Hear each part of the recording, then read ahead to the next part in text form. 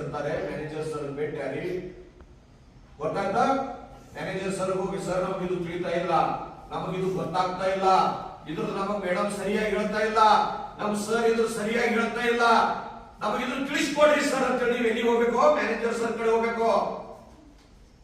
ತಿಳಿತಾ? ಅವ್ರಿಗೆ ಹೇಳಿದ್ರೆ ನಿಮ್ ಪ್ರಾಬ್ಲಮ್ ಸಾಲ್ವ್ ಆಗ್ತದ, ಕ್ಲಿಯರ್ ಆಗುತ್ತ, ಅವರು ಮುಂದಕ್ಕೆ ಕ್ರಮವನ್ನ ಕೈಗೊಳ್ಳುತ್ತಾರೆ.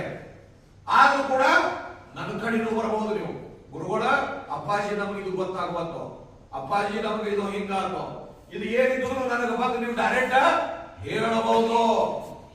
ತಿಳಿತಾ? ಊಟದ ಸಮಸ್ಯೆ ಆದ್ರ, ಶಿಕ್ಷಣ ಸಮಸ್ಯೆ ಆದ್ರ, ಏನು ಬೇಕಾದ ಸಮಸ್ಯೆ ಇದ್ರು ನೀವು ಯಾರಿಗೆ ಹೇಳ್ಬೇಕು? Manager sir. ಮೊದಲು ನೀವು ಸರ್ಗಳಿಗೆ ಹೇಳ್ರಿ, ಕ್ಲಿಯರ್ ಆಗ್ಲಿಲ್ಲ ಅಂದ್ರೆ ಡೈರೆಕ್ಟ್ ಡೆಲಿವರಿ ನೆನಪಿಟ್ಕೋಬೇಕು. ಈಗ ಮಕ್ಕಳಿಗೆ ಸಂಸ್ಕಾರ, ಸಂಸ್ಕಾರ ಅಂದ್ರೆ ಏನಪ್ಪಾ? ಎದಕ್ಕೆ ಅನ್ಬೇಕು? ಗುರು ಹಿರಿಯರಿಗೆ ತೆಗೆಬಾಗುವುದು, ತಂದೆ ತಾಯಿಗಳಿಗೆ ಫಸ್ಟ್ ಮೊದಲು ನಮಸ್ಕಾರ ಮಾಡಬೇಕು, ದೇವರನ್ನೋದು ನೆನಪಿರಬೇಕು ತಲೆಯಲ್ಲಿ. ಏನು? ದೇವರು, ದೇವರ ಮ್ಯಾಗ ವಿಶ್ವಾಸ, ಶ್ರದ್ಧಾ, ನಂಬಿಕೆ ಜರ ನಾವು ಇಟ್ಟಿವಪ್ಪ ಅಂತಂದ್ರೆ ದೇವರು ಏನ್ ಮಾಡ್ತಾನೆ? ನಮ್ ಕೈ ಹಿಡಿತಾನೆ.